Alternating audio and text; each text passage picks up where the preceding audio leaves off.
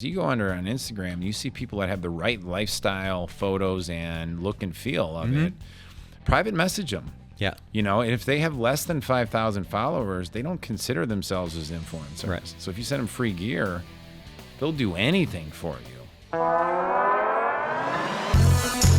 You're listening to Business Lunch with Roland Frasier. This is your seat at the table. Hey everybody, Roland Frasier with Business Lunch here, and I am here with my guest today, Ed O'Keefe. Ed, welcome to the show. I'm really excited. This is an awesome podcast, and you're a pretty awesome guy, so I think it's going to be fun. Back at you. The first, you were like way ahead of the curve because you started the Ed O'Keefe show. You flew, I think I might have been the first episode. You were my first episode. I flew to Ohio. Kansas City. Was that right? Yeah, I was excited. We were meeting with Sprint, and you're like, I'm going to take the team out there. And you hired people locally and came out and had the whole thing in the hotel. It was kind of cool. And it was cold as crazy. Kid out there. Yeah, it was really fun. Crazy.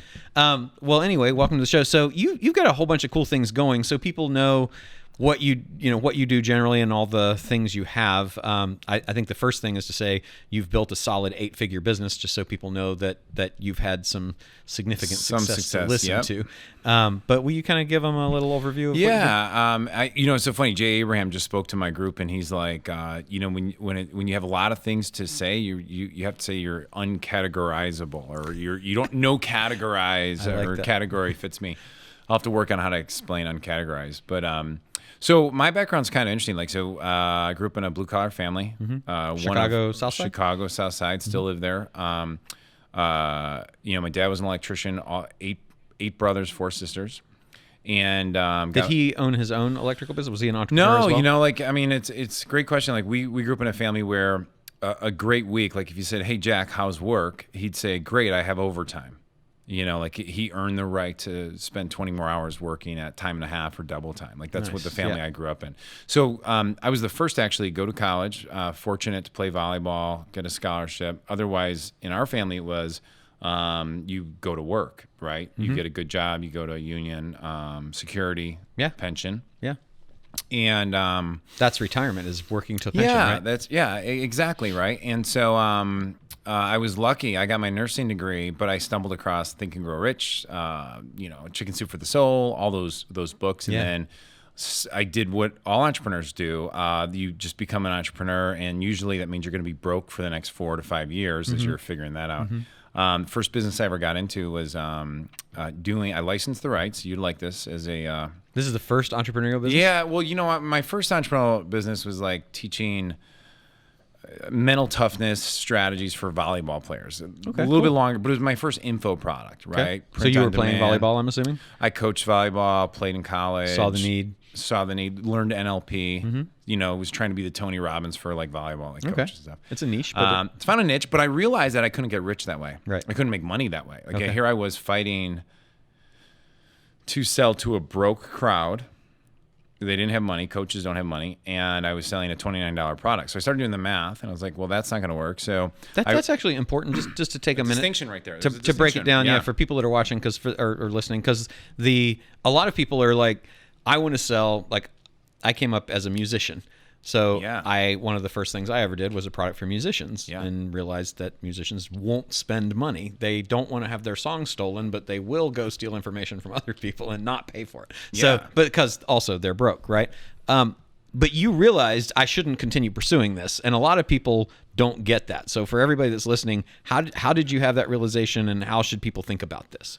It was like the 500th time I did the math exercise, either by Dan Kennedy, or you find a market, do math. Do the math live here real quick. Yeah, I mean, what's the math to $1 million, right? Take your average transaction size. Let's say it's $100, and mine was like $47, right? And then divide it by $1 million, and I think that's what, 10,000. 10,000, yeah. I mean, so you'd need 20,000. I think my mailing list was 3,200, right? And that wasn't even customers. That was the prospective thing, and I was like, okay, I can't leave my bartending job while doing this. And so one of the things, though, one of the mentors at the time, and I'll tell you what I did. I went right to the mentors who I was paying to be in their membership, and I said, hey, at the time I was 25, and I was like, can I work for free for you guys? Because they at the time were in these niches selling how to grow your practice, how to grow your business, 101 secrets to do this. Right. And I was like, you know what? The money is in teaching people how to make money. Like I figured that out. That is a huge niche. It's a big niche, right? Yeah.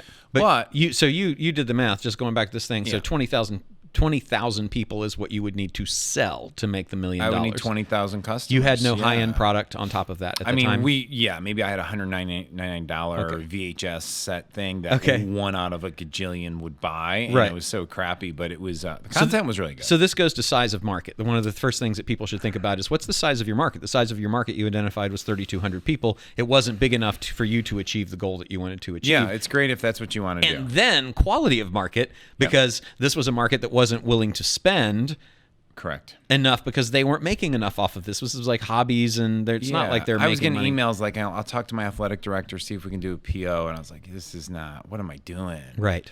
And something I like pattern recognition, I noticed that I was doing the fundamentals correctly. Mm-hmm. I identified a market. I wrote a long form sales letter. I was able to send postcards out, get leads, send out a direct mail piece.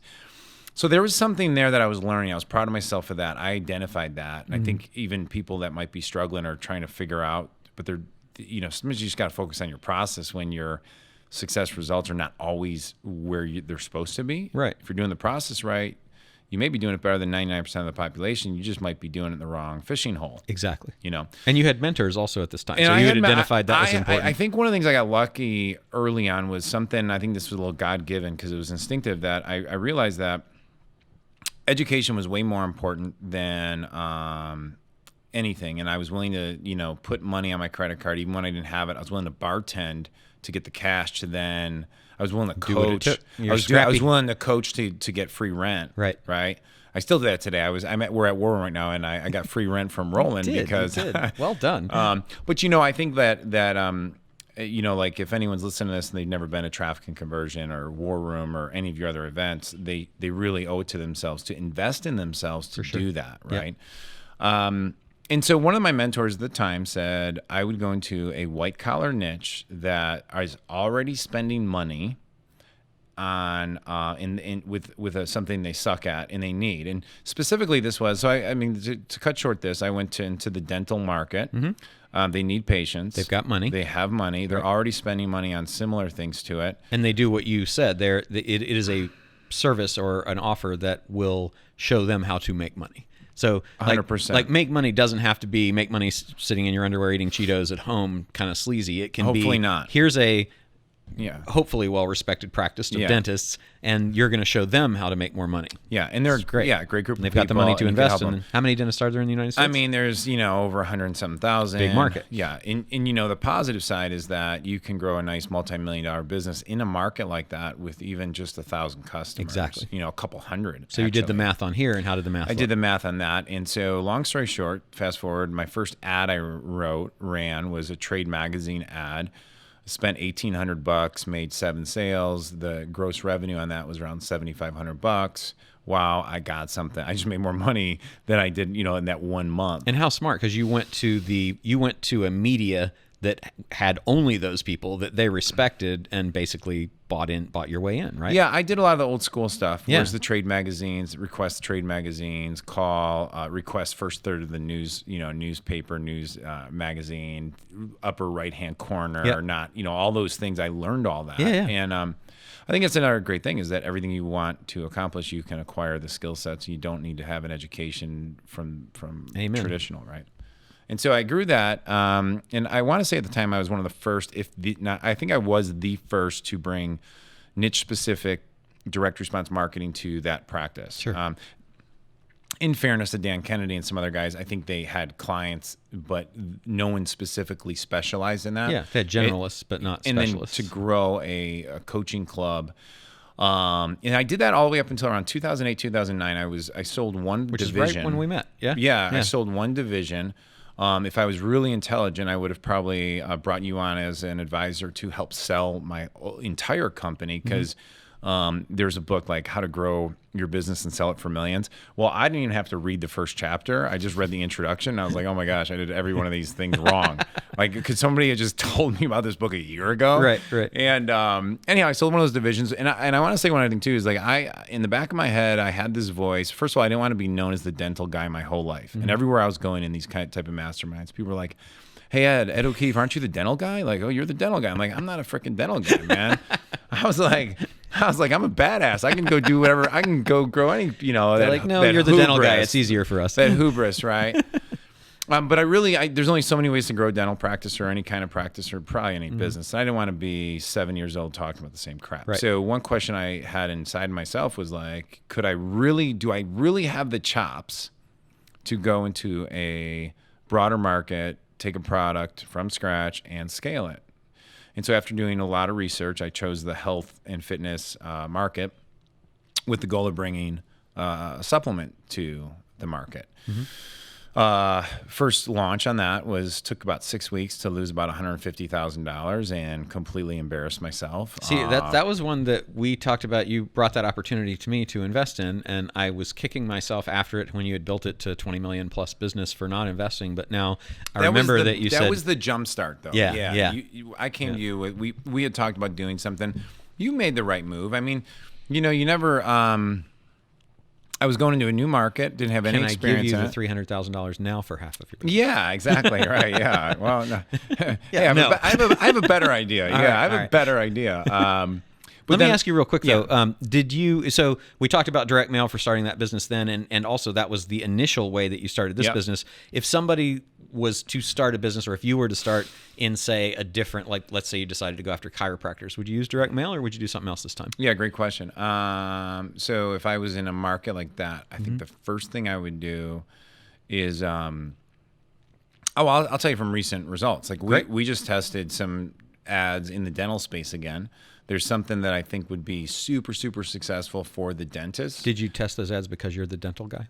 Yeah, and now, so the maturity, like 9 years later, like I look back on my younger self, I'm like, you let your ego dictate strategic decisions. Right. Like it wasn't an either or proposition. Right. And I think that's one of the conversations we have with ourselves. Like, well, do I do this or that? Well, one butt can't ride two horses, but two horses can be run on a track. Yes. It's just where's your role? You need more jockeys. Yes, right. So this goes to the talk you did to my group today. That was amazing. Anyhow, so recently we did that, and we just ran some Facebook ads. The cost per lead was really high. The engagement was lower than I expected. That there's so many variables that go into that. But I will tell you that the Trade Magazine email drops, old school email drops, which is how I actually launched the supplement business after doing direct mail. We went right into email drops. It's still a very, it's an amazing, what everyone needs to know about email drops to newsletters or newsletter publications or highly targeted lists. It's still one of the fastest, quickest ways to test and get a lot of data very, very rapidly in a controlled space. Right. So if you're going to do that, what's the process? Google? It's really simple. Like, so one of two things. One is if I'm in the health space, all right, I know guys who are super successful who have email lists. Let's say you don't know those guys. Well, then I could post on Facebook saying, does anyone know anyone who has health lists that they'd rent for men 55 plus who are interested in heart? Right. And people will just show up. Right. But if you don't know that, then the other thing you do is maybe you go to Google. You start doing this basic level of research. This is basic level stuff. Just ask Google. If you don't even know that, then you go to a seminar. You come to one of our events. Like, can I pitch my event? Yeah, of course. You go, Ed O'Keefe Live. Like one of the things we do is we run health supplement, superfood, nutrition. We're the only company who does, or only seminar business that does this specifically for health, fitness, nutrition businesses and product businesses online. And you talk to the people around you and be like, hey, what do you do? Well, it's funny, I run a newsletter, or I have an info product, or I do this. But even at like traffic and conversion, I think 40% of the people you meet there, every health expert's there. Yeah. And so the thing is, or go to a health event, right? Like the Natural Food Summit or something like that. Yeah. And, there is a specific system that you should do, or go to like Newsmax Health. I'm sorry, now I could be very specific because my brain's getting uncluttered. Like newsmaxhealth.com. Great. You contact them, you email the editorial, you go, hey, what would it cost for me to run an email drop? Well, what's your product about? Okay, do you have a list about, okay, we have a prostate list. Okay, that's usually men over the age of 50. Right. Yeah, I mean, hopefully. Today you could be anything you want. It might be, I'm not going to ruin your whole podcast, get you banned from Twitter by making How do you bad jokes. identify not having prostate cancer? Oh my gosh, and then you get the rates. Then you say to them, no, I mean, do you have okay, so here's a systematic approach. Number one is you ask, hey, I need some rates. I'm a health marketer looking to promote a product. They're going to say, yeah, here's our rate. It's say $15 per 1,000 emails, and they're going to say, here's what 80,000 will cost you. You guys can do the math. That's probably like $9,600. Okay. And you say to them, hey, well, do you got any discounts for purchase drops? And they're going to say, well, our meaning fee, more than one time. More than one time. Right. And you say, okay, cool. Well, if you committed to 4, right? Your rate would be $7. So I just saved half. I'm making some of this up, but I'm not. Yeah, like sure. this is the system. Those are real numbers. I mean, realish. Or you have agency percentages. Right. And so then they can knock off 10, 20%. So, and then you say, what's your minimum amount I could drop to? Do you allow me to do split tests? Because you always want to split test the subject line. And if you can also split test the creative, that's 4 tests. Right. I got to, you want to mail at least 20,000, 30,000 names. And so As that's your first yeah, email. I think so. If you're going to do a 4-way split test, you want so 20,000 per control, basically. Yeah, thank you. That's a great way to put it. And then you use unique links so that you can track back which one brought in the most amount of sales. And bam, you're off to the races and you got a business. And if you got good results, here's like the real secret thing, is if you have results that are within scoring distance, you should consider that a home run. Meaning, what is scoring distance? Scoring distance means that I need to be at a 1.3 return on ad spend to completely break even. So if you spend $100, you need to get 130 to break even. Thank you. Yes. After costs, goods sold, blah, blah, in a product business. Most people don't calculate this stuff. Yeah.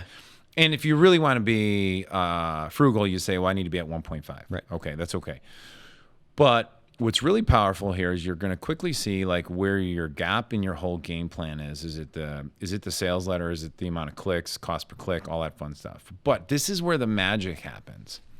Is you run that out, you start testing, you take the best parts of all of it, and you get better at that to the point where let's just pretend you did it through 4 newsletters and you broke even on all of them. So really, you're still a loser. You can't pay for anything for your wife or your kids. However, when you go to the first meeting and you run into the guy who has tens of millions of customers and is a super affiliate, and you're able to, when he says to you, like, well, what's your offer and what's your data? You got some. And you can say, like, well, our earnings per click at Newsmax Health is $1.20, and then we tested it with, Remedy Central. I'm making this up a little bit, or Easy Health Options, and it was $1.50. He's going to be like, really? Okay, give me your best creative, and I'll run it for you. And now you got a new best friend. Right. And now you totally segmented yourself away from being a taker to like somebody who's out hustling. Of the people. Yes. You're out spending money. Yeah. You have customers. And then, so that's the system. And then you can use that same system across every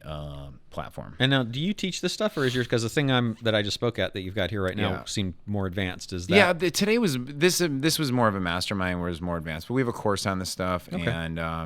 And yeah, we do intensives that teach specifically this process. Okay, cool. 100%. So one of the things that you're really good at that you're coordinating for us is our traffic event that's coming up in October.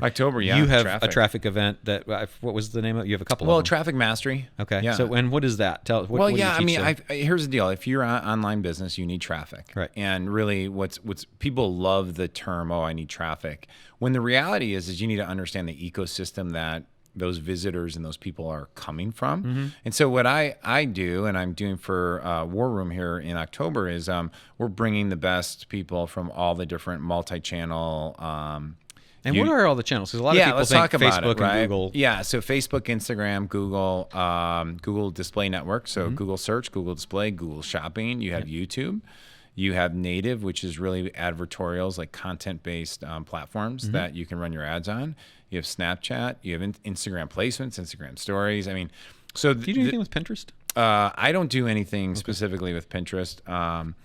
But even like, depending on if you're B2B, like LinkedIn is just a gigantic, growing huge, like place that, and so what I want to say, and stop anybody who's listening to this that's like, well, I'm the CEO or I'm the head of marketing. I really don't need to learn about how traffic is working or how influencers are now becoming one of the fastest growing tools you can utilize to 10x value your brand. Yep. I mean, my buddy Josh Elzeche with Snow Teeth Whitening, he's doing it brilliantly. Yeah. I just got connected to him. Yeah, he's great. He's great. He should be on the show. He's great, and he is going to be on the show. He's utilizing influencers at a level that everybody should pay attention to, because he is right now like the Michael Jordan of it, and we don't even know what the game is yet. He built, you know what I mean? Was it the Snow? It's Snow White teeth whitening, Snow right? teeth whitening. Snow teeth whitening. He built it to like 100 million plus in 5 months or some ridiculous amount. Well, 18 months, but 18 months. Okay. Well, he's a loser then. He's a loser. Yeah, come on, dude. After at the age of 26, 27, then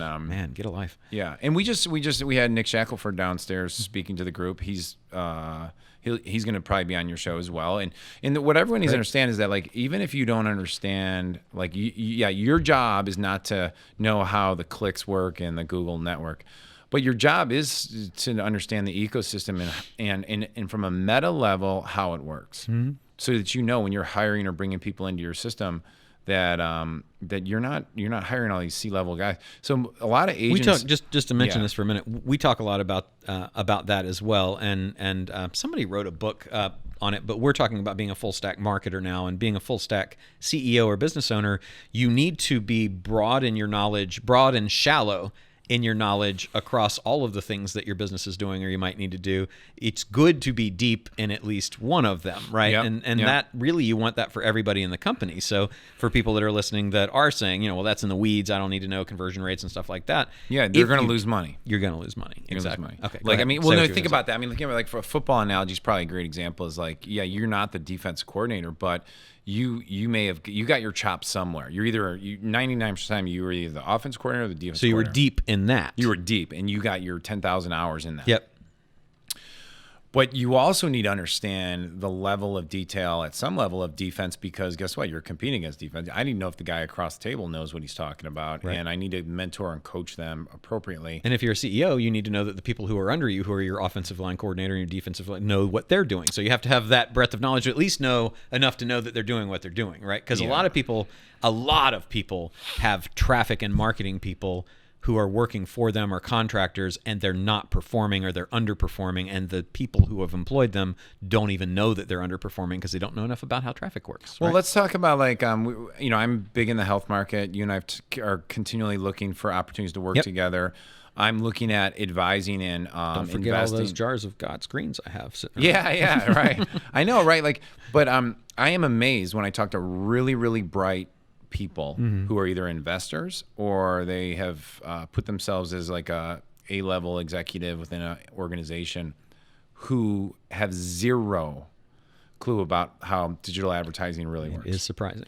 And so I see that as a huge opportunity to come alongside some of these potentially disruptive companies, whether it's in the plant-based market or because I'm passionate about that space, and completely disrupt the billion-dollar market, because these VCs, they may have a lot of money, but they're going to waste tens of millions with idiots. And I mean, you've already seen in the I've already seen it, like with one of my investments, and I'm still amazed at how they can have access to some of the best marketers in the world, yet they're going out and hiring agencies who you're one of like 40 clients, and with a junior person that doesn't know how to do this and hasn't proved that they know 100%. Okay. So.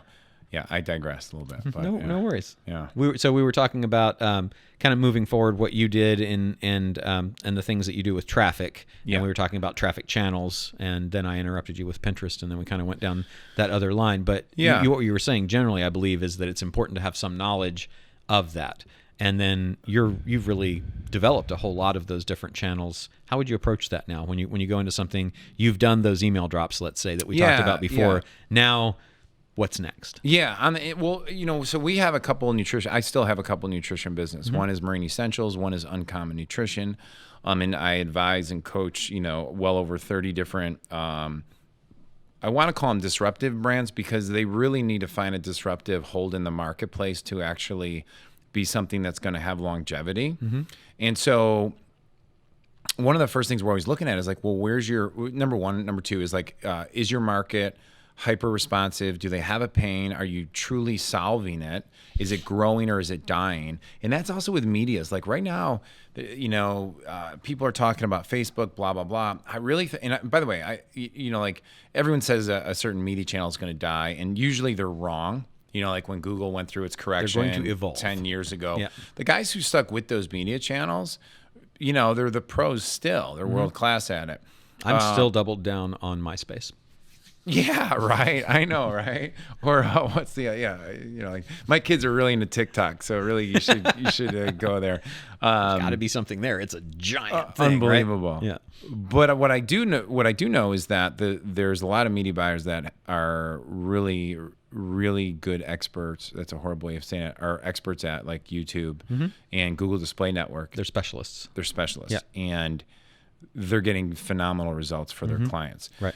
And so I usually say, hey, so we use a little bit of reverse engineering. If we're going to go into a market, we look at who's doing it, what are they doing, how are they doing it. We have tools that can figure out their funnel flow, which is what you guys teach a ton of at Traffic and Conversion. These are things like AdBeat and SimilarWeb. Yeah, AdBeat, SimilarWeb, old school, get my credit card out, turn Actually on go through it and record Camtasia, it. or Jing or Loom and record the whole flow. Yep. And I mean, you can listen to split test optimization guys all day long, but why this company is doing, say, $30,000, $40,000, $50,000 a day in ad spend to this funnel, maybe that's a good template to start with, right. And then we iterate off that. Yeah. And the messaging that seems to be, getting millions of views on ads. Now, Facebook gives you the visibility. Yeah. Maybe we model off that. Right. So you're trying to take as many proven parts, put them together, mitigate risk at every single level. And then test from there. And test from there. And you thin slice test. I think one of the biggest misconceptions with a lot of agencies or a lot of traffic experts is like, oh, we're going to need to go spend $2, $5, $10, $15, $20,000 to get some data. You should be able to get data pretty quickly on highly targeted traffic early on. Now, I do understand we're in a few $100. I do understand we're in an algorithmic world. Right. But if you're at getting zeros after you spend $500, $100, please don't spend more. Something's wrong. Yeah. I mean, it just is.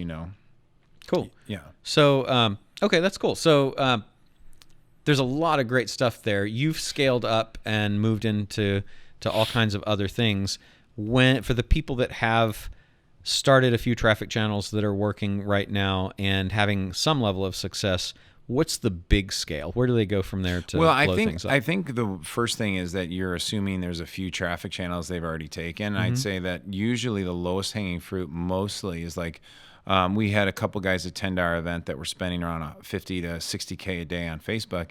And it's like, okay, well, do you have Google Analytics and Audience Insights set up on Google? Do you have Google's conversion pixel set up on your page, even though you're not running traffic there? Right. So that you allow Google, just off of retargeting, very minimal spends, to start collecting the buyer data, so that when you want to take that buyer data and then let Google go find all those people on Google Display Network and YouTube, it's there. I think that's number one. Number two is, are you doing your brand keywords?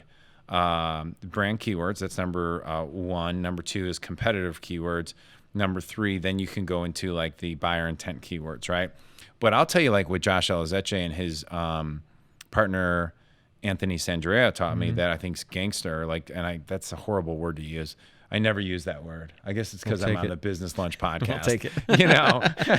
If my kid used that word, I'm like, where are you getting that, YouTube? And but what you could do is like, say I'm selling a probiotic. What these guys do is they'll go like, I'm selling a probiotic. Well, they'll take every review keyword that's out there.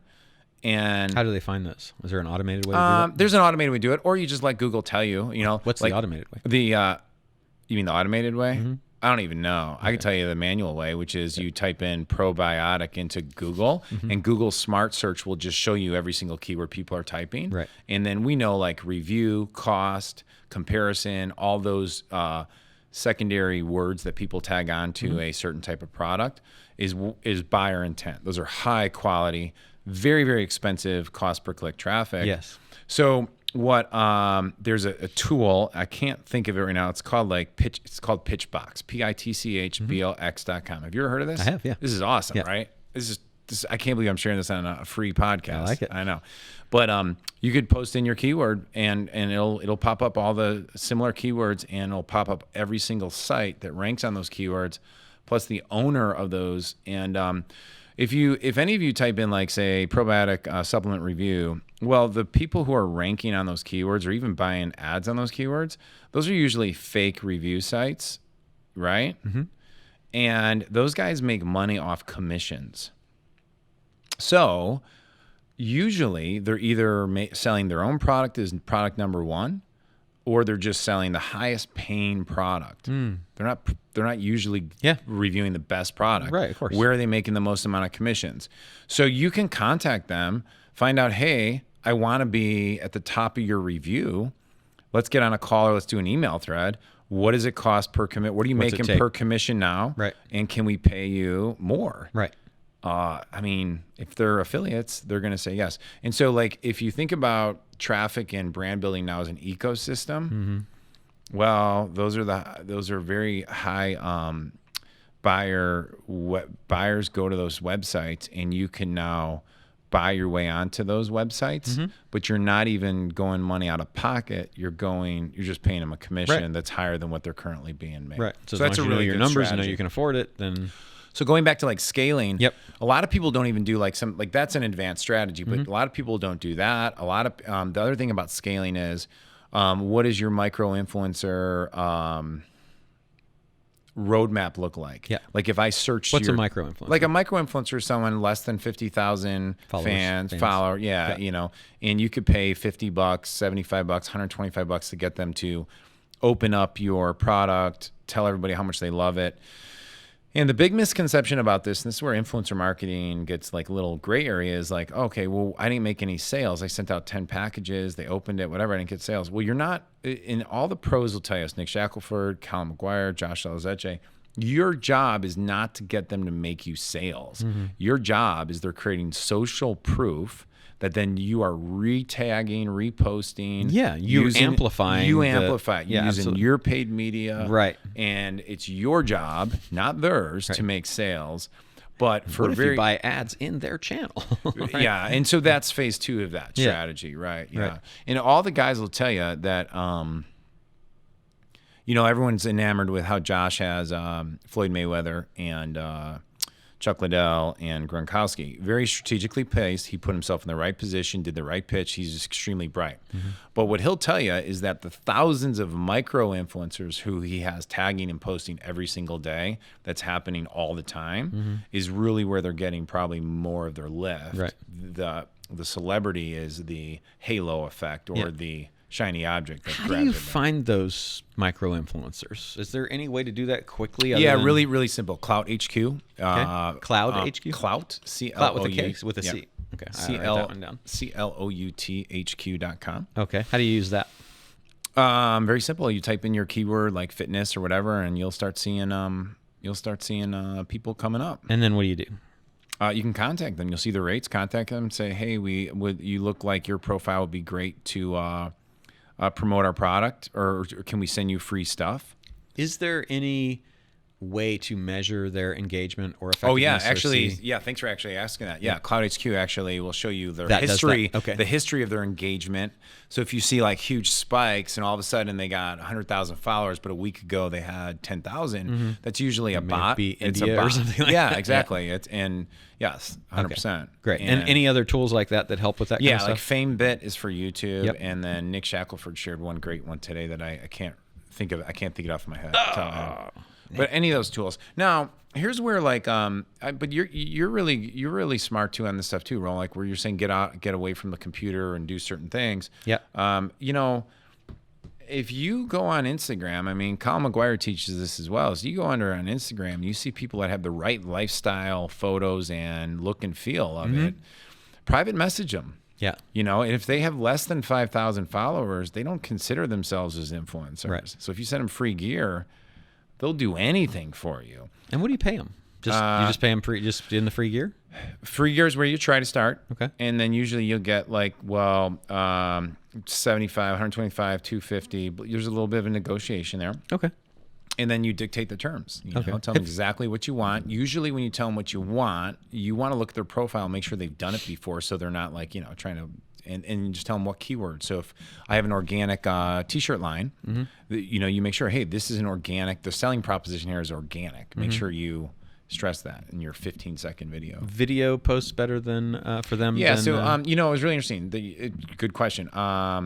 Nick Shackelford just shared this. So he has them go to their first pitch or their first post is in Instagram stories. He uses UTM codes that he tracks in Google Analytics so that if he picks 10, say, influencers, they do their rates. He's got his own little budget. I'll let him share the specifics on that. But they do track via UTM codes because here's the thing. You want to see, if I'm going to go find the influencers, I want to see, like, are there 2 out of the 10 that actually have a better response, right? Those are the ones will further the conversation. Like, Makes sense. We want to, figure out a way of allowing you to make commissions ongoing, and we want to take control over your Instagram and Facebook accounts and make you a lot of money, right, while promoting our brand. Right. Would you buy those accounts to own them, or? That's something that you would ask. Okay. I think most people are looking at just renting them because probably for most of those people, they're I'm sure if they're just fan pages, but they're not personal brands, that's possible. If they're personal brands, because I already know where you're going. You're thinking you're going to start building because their likes start bumping up. They start building their own following. So there's a good conversation there. Okay, I'm going to just ask you one more question because I know you got to bolt. Yeah. But, Amazon. Do you sell on Amazon? We do. Amazon will always be amplified off of paid media out of Amazon. Right. So I don't have any super ninja tricks. Do you advertise on Amazon's advertising channels? Yes. Okay. Yeah, primarily on our own keywords to make sure that use all 3 of the different things they offer to make sure our competitors are not bidding on our keywords and showing up ahead of us. That's one. Right. So mostly keyword based is what we do. We don't do much more than that. There are a few other ninja tricks that I just can't share too publicly because they're that good. Nice. But what I would say is that Amazon is like any other algorithmic platform that sales and conversion rate and average transaction size means that Amazon's making more money. Yeah.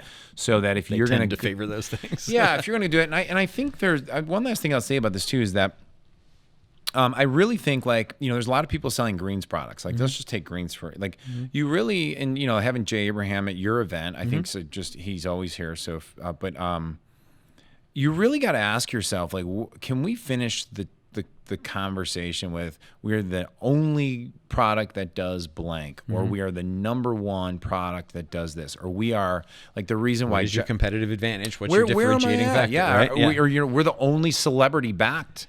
Greens product because there is no other greens product. I guess that's one way, like, to really to screw up all the whole market. Go get a celebrity, right? Go get a micro celebrity, give them equity, nothing out of pocket type deal, or pay them. And because now, like with Amazon, like you want to have that differentiator, and if you can't do the differentiator, I think direct response marketing is always going to be a true component to what we do. But social celebrity ship is a huge thing. Sexiness, quality of product. I mean, I think we're just in a very ecosystem-driven market. So that's kind of that. Nice. What are you reading and what do you love? Any books that have impacted you dramatically in the last couple of years? I'm rereading Phil Knight's book. Shoot Dog? God, it's so good. Yeah, so good. It's so good. And the reason I did is because I just did a talk on influencer marketing to your group, and I just wanted to go back to like what I think most people don't realize about Nike is how long he grinded it out before he actually there was no hockey stick. Yeah. Until I think he started the company in 1969. It wasn't until 1983, was it? Yeah, he 82? Went from broke to being worth like a couple $1 billion. That was kind of. I mean, it was a long grind. It's a really inspiring book, I think, for people to read. Read Little Black Stretchy Pants after you read that, because it shows you that's Chip Wilson's Lululemon journey, and reading them side by side is interesting because they both are tech-based athletic wear companies. Yeah. And one of them got booted out and is no longer involved in his company, and one of them was involved until he decided not to be. The lessons that are learned by reading both of those side by side, I think, are are really big, and they both used influencers in different ways. And even Under Armour, there's so many different businesses that have been built on the exact same platform. So seeing the commonalities and how they used micro-influencers from athletic coaches to yoga instructors is very, very really educational. Yeah. Awesome. What else have you read that has impacted you? What else am I reading? Oh gosh, good stuff. And let's say last couple years. Well, I think something that I'll say one thing. By the way, Danette May's book, The Rise, I think, or something. She was just on here. She was just here. I ran into her. Yeah, and it was the only book I've ever read with my wife. Oh, The Rise. Yeah, it's really her story of going through her journey, which I'll let everybody just kind of buy the book because it was just really amazing how she went from being on a floor. Broke with $47 in and Craig Collins, her husband, amazing guy, and what they're doing is just really amazing. They're doing great things. They're being themselves. 9 figures, pretty cool. I mean, that's amazing. I think, I think a couple things that can I say because I know, and I'm wrapping up is I think the other thing from a male-female perspective is my wife is Nola, and we have 7 kids together. Married 14, 15 years, something like that. We won't play her this part. Isn't that funny? Something like that. Depends. Hey, Roland, will you please we'll bleep publish in the this right a year number ago or a year from now? We'll bleep in the right number. It'll be, we've been married 7 years. But I think there's a couple things I want to share with your audience to wrap up. Is like one is like so we actually we don't like people are like, oh, is your wife totally into all this stuff, whatever? Like, well, no, but she lives it. And so like one day we stumbled across like Brene Brown's like Amazon special. It was really, or Netflix special. It was really amazing. What I thought was good about it was it allowed me to side by side listen to like, wow, Brene Brown's talking about vulnerability and how she feels. Usually, man, I'll be honest with you, like I'm like, oh God, I'm too tough for that stuff, right? But I think from an entrepreneurial perspective, as a man anyhow, the longer I'm doing this, the more important my male relationships are to be around good men to strengthen iron sharpens iron, that whole thing. The other thing I just want to say too is ecosystem wise, like you and I have been friends for 9-10 years. Tony G's across the room. We've been friends for 7, 8, 9 years. And I will tell everybody that like my first book was called Time Collapsing, like the new Art of Speed, Money, Power, and Meaning. It's a great book. It is a really good book. Like it's a great book about I gave it to my kids. Yeah, like time collapsing and speeding up your journey. But now 7 years after writing that book, I think my next book's going to be about patience wins the day, about like that dichotomy of life of having both ends of it. And in the patience side, I just want to tell everyone like I'm always humbled by the people that I became friends with, say 10, 12, 13 years ago. And I was nice to them. And now here we are 14 years later, and I need stuff that only they have. Right. And they, without even question, come and support me. It's amazing. And so I think what I want to say is like money's important, being successful is important. But Perry Belcher posted like, hey, what's one bit of advice you'd give? And in our household, to our kids, it's be nice to everybody along the way. As you go pursue your dreams. Absolutely. And because that stuff comes back full circle. Believe it 100%. And I love what you guys are doing. I love this podcast. So please, I'll share all these,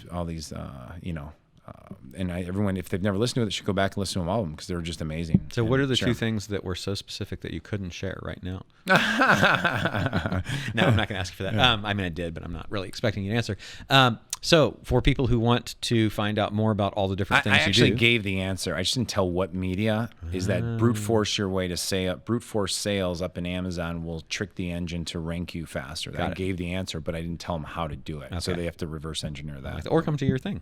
Yeah, or come to my thing. So how do they get a hold of you and all the places that you are? Come to EdO'KeefeLive.com. We have spell it just for the Ed O'Keefe, EdOKeef as in Frank, ELIVE.com. Okay. And we have we are running intensives every 8 or 10 weeks. The one that you just did was called Scaling with Supplements, Superfoods, and Nutrition Products Online. Great. Okay, cool. And it was awesome. It's very, very specific. What a lot of people who don't have supplements or products don't know is that if they added products, they'd probably double or triple their net profit. Right. Because their customers want products. So why let them go to Amazon and buy other people's products? Sell products, I agree. So thank you so much for coming in for the show. All right, man. Really appreciate you being here. It's awesome. Thanks.